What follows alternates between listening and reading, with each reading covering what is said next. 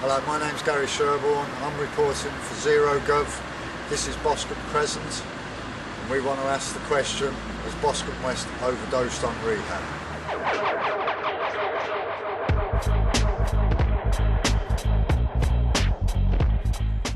This is my neighbourhood. This is where I've lived for the best part of 10 years. It's a big open space right at the end of Walpole Road. And it's got a terrible reputation, and I think the reputation is all centred around the drug dealing and people's drug consumptions in Boscombe.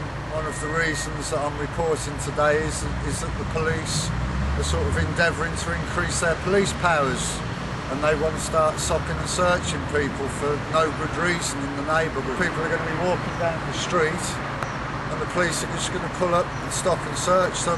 Section 43 of the Misuse of Drugs Act. Some people think that maybe the problem stems from the inordinate amount of drug treatment centres we've got all crammed into one small neighbourhood. We've got something like 13 treatment centres, drug and alcohol treatment centres in Boscombe, in this small neighbourhood, Boscombe West.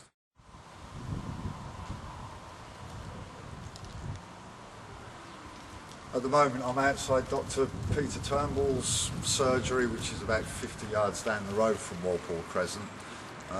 This surgery was set up by Dr. Turnbull about 15 years ago when he was in recovery from his own addiction. And over the years Dr. Turnbull and Steve Spiegel have specialised in offering up treatment services for people with problems, drug problems, addiction problems. And they've kind of magnified it into a multi-million pound business in the neighbourhood now. And this doctor's surgery here is the base for all of those activities. The Providence project now has 4 or 5 buildings in the area where people either live residentially or they attend day treatment centres. The whole of the treatment programme is based around the 12-step programme, which is the old AA, NA kind of philosophy of staying clean and sober one day at a time. And that programme was a free programme to anybody who needed it. Dr. Turnbull has turned it into a multi-million pound business, and one of the problems that myself and some of my friends in the neighbourhood feel is that he's inundating our neighbourhood with people coming in seeking help from their addictions, which is fair enough, and we all appreciate that kind of work. What we don't appreciate is having the high density of treatment centres all in one area. That has, a really negative impact on the way people live around here. Because of the number of people that fall out of treatment centres, these people then end up in our neighbourhoods with nowhere to go, and they get picked up and they become even more vulnerable. And as far as I'm concerned, Dr. Turnbull and the Providence Project are simply profiteering out of people's misery. So now I'm going to take you on a quick walk round, only about 500 yards in either direction, and just point out some of the treatment centres that we've got in Boscombe West. So here we are, this is just off Walpole Road. This is Quinton House. This is 2 houses, residential projects where people come from all over the country, sometimes from all over the world. I'll take you and show you a couple more now. So if we just walk along the road here, and I'll only 50 yards, I can take you to another day treatment centre. So within the space of 50 yards, we've kind of come from a residential treatment centres to what really is the epicentre of the Providence Project.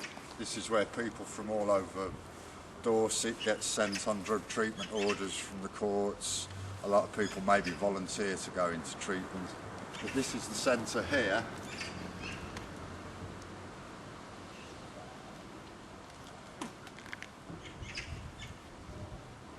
I have it on good authority that Dr. Turnbull gets paid something like £220 a week per head per client. Now, with up to 200, 250 clients a week, I imagine that kind of equates to an awful lot of money each month that's being pulled in.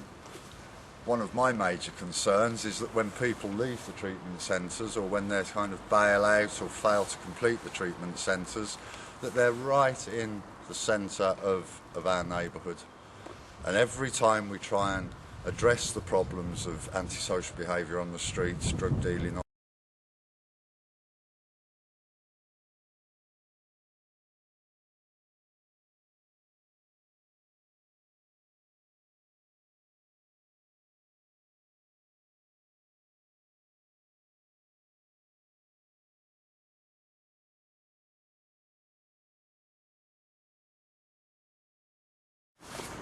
and here on the centre of Walpole Road we have Brian's house, which is a mix between a residential unit, crisis intervention unit and day treatment centre. I don't think anybody's trying to deny that when people get into trouble with drugs that they need help. Nobody is trying to discredit treatment centres. We know that they're needed.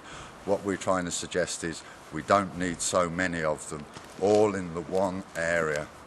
Nobody in their right mind could possibly say that the neighbourhood is going to thrive as long as we've got this density of drug and alcohol treatment centres in one area. Now, Bryant House again is attached with the Providence project. They're all part of a multi-million pounds drug treatment recovery industry. And one of my concerns is that the original founders of the 12-step movement of recovery from alcohol and addiction, it was a totally voluntary, free to join, anybody could get help. Treatment centres are very much, you have to be referred, your doctor has to refer you, you have to have a letter from the courts. People are continually making money out of other people's misery, and we need somehow to get awareness of this.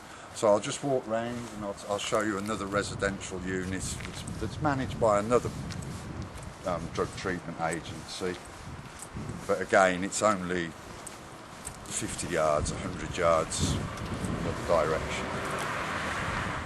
So here we are just halfway down Walpole Road at Churchill Gardens.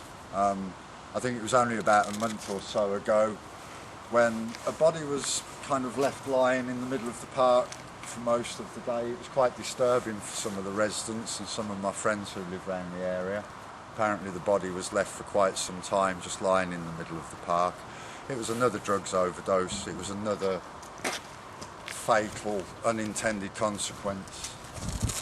You know, and who knows, perhaps that chap had just come out of the treatment centre and had been clean for some time, and he didn't attend one of his meetings, he didn't go off to his treatment and therapy session, and he makes his way into the park, gathers together with some people, put their money together, buy a £40 bag of painkiller, and he goes over the top, and his body's left here for the children to sort of witness and things.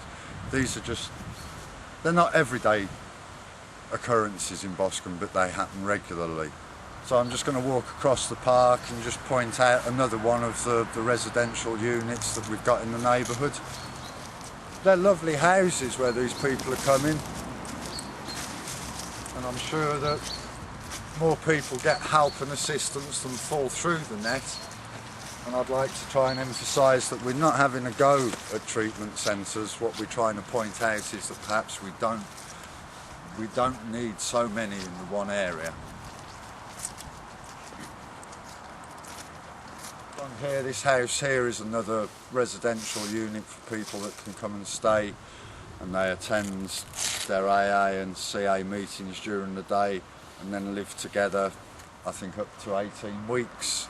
People stay here and hopefully they get well, but the sad fact is some of them don't, and they fall through the street and back into where they started, where they came from.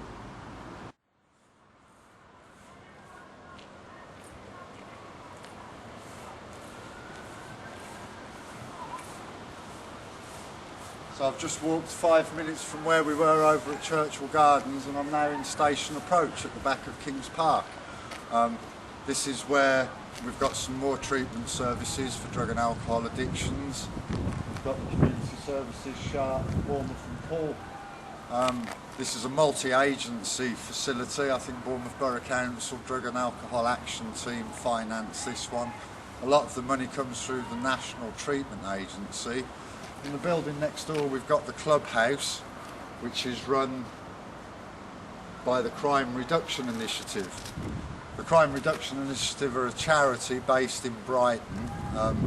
They have facilities in Manchester, Liverpool, Chester I think, and now they've got one in Boscombe, and they're the primary service user focused support group. The Crime Reduction Initiative recently were given £25 million by the National Treatment Agency to develop their services. They were the organisation that have just opened up a drop-in facility in the centre of Bournemouth as well. So they're kind of putting their wings out. And again, I want to ask people, who's profiteering from the addictions business? How many people are making handsome livings out of providing, okay, much needed services, but again, do we need them all in one area? I'd like to ask you, what are your opinions on this? So when you see our video, maybe put a comment in the bottom and help us address the issue of how many people are falling out of treatment, how many people are being left vulnerable because of the profiteers, and the people of Boscombe having to suffer with the fallout from treatment centres.